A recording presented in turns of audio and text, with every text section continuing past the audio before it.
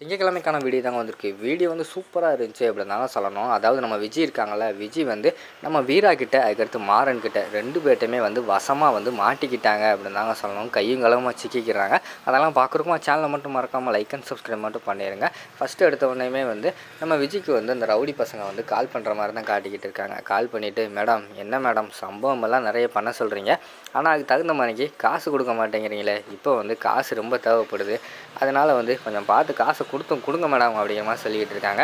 ஏய் உன்னை என்ன சொல்லியிருக்கேன், அடிக்கடி வந்து என் நம்பர் கால் பண்ணக்கூடாதுன்னு சொல்லியிருக்கேன்ல, அப்படி இருக்கும்போது எதுக்கு கால் பண்ணிக்கிட்டு இருக்க அப்படிங்கிற மாதிரி சொன்ன உடனேயும், மேடம் என்ன மேடம் காசு அர்ஜென்ட்டாக தேவைப்பட்டால் யார்கிட்ட போய் கேட்பேன், நீங்கள் தான் எனக்கு வந்து குருசாமி மாதிரி நீங்கள் சொல்கிற வேலையெல்லாம் கச்சிதமாக பண்ணி முடிச்சுக்கிட்டு இருக்கேன், அப்படி இருக்கும்போது காசை நீங்கள் தானே தரணும் அப்படிங்கிற மாதிரி சொல்லிகிட்டு இருக்காங்க.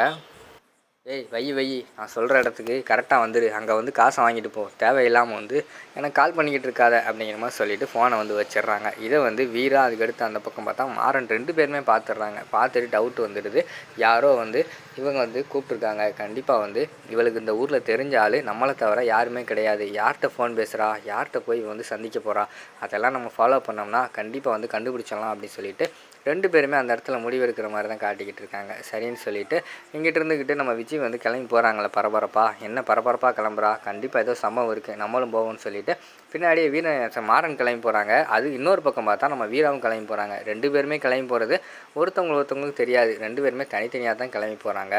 விஜய் வந்து நேரடியாக வந்து ஒரு இடத்துல போய் அந்த ரவுடியை மீட் பண்ணி பேசிக்கிட்டு இருக்கிற மாதிரி தான் காட்டிக்கிட்டு இருக்காங்க. அதை பார்த்தோன்னே மாறன் கண்டுபிடிச்சிடுறாங்க. என்னடா இது, ஆளை பார்த்தா ரவுடி பையன் மாதிரி இருக்கான், இவங்கிட்ட இவளுக்கு என்ன பேச்சு, என்ன தான் பேசுவாங்கன்னு தெரியலையே அப்படின்னு சொல்லிட்டு மரத்து பக்கம் நின்று பின்னாடி வந்து ஒளிஞ்சு நின்று பார்த்துக்கிட்டு இருக்காங்க. இங்கிட்டு வீரா வந்து ஒரு வண்டிக்கு பின்னாடி நின்று பார்த்துக்கிட்டு இருக்காங்க. யார்கிட்ட இவ இப்படி சீரியஸாக பேசிக்கிட்டு இருக்கா, இவங்க இப்படி பேசுகிறத பார்த்தா இவளுக்கு வந்து இந்த ஊரில் யாருமே தெரியாது, அப்படி இருக்கும்போது இந்த ஒரு ரவுடி பையன்கிட்ட பேசுகிறான்னா கண்டிப்பாக வந்து ஏதாவது ஒன்று தப்பு பண்ணுறதுக்கு தான் இப்படியெல்லாம் பிளான் போட்டுக்கிட்டு இருக்காங்க, நம்ம ஃபாலோ பண்ணி கண்டிப்பாக இவங்களை வந்து பிடிச்சிடணும் அப்படின்னு சொல்லிட்டு அவங்க வந்து ஃபாலோ பண்ணிக்கிட்டே இருக்கிற மாதிரி காட்டுறாங்க. ஒரு இடத்துல போயிட்டு நம்ம விஜய் இருக்காங்களா, விஜய் வந்து அந்த ரவுடிக்கு வந்து காசு கொடுக்குற மாதிரி தான் காட்டிக்கிட்டு இருக்காங்க. ஒரு பணக்கட்டை எடுத்து அப்படியே அவங்க கையில் காசை வந்து கொடுக்காங்க.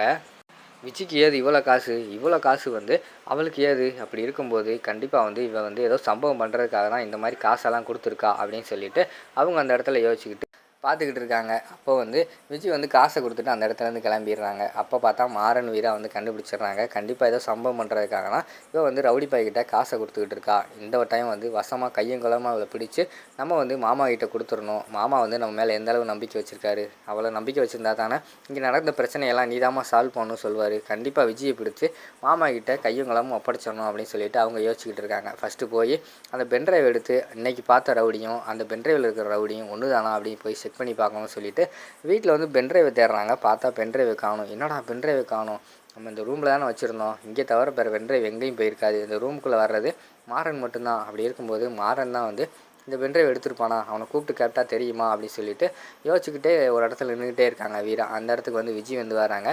இந்தாங்க்கா இதைத்தானே தேடுறீங்க அப்படின்னு சொல்லிட்டு பென்ட்ரைவ் கொடுக்காங்க. அதை பார்த்தோன்னே ஷாக் ஆகிடுது.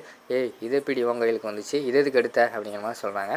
நான் எதுக்காக எடுக்க போகிறேன், நான் வந்து ரூமை வந்து க்ளீன் பண்ணிக்கிட்டு இருந்தேன், க்ளீன் பண்ணும்போது பார்த்துக்கிட்டோம்னா இந்த பென்ட்ரைவ் வந்து கீழே கிடந்துச்சு அப்படிங்கிற மாதிரி சொல்கிறாங்க. வேகமாக வீரா வந்து அந்த பென்ட்ரைவை பிடுங்கிட்டு வெறும் லேப்டாப்பில் போட்டு பார்க்க போகிற மாதிரி தான் காட்டிக்கிட்டு இருக்காங்க. அதோட பார்த்துக்கிட்டிங்கன்னா அந்த எபிசோடு வந்து முடிச்சிடுறாங்க.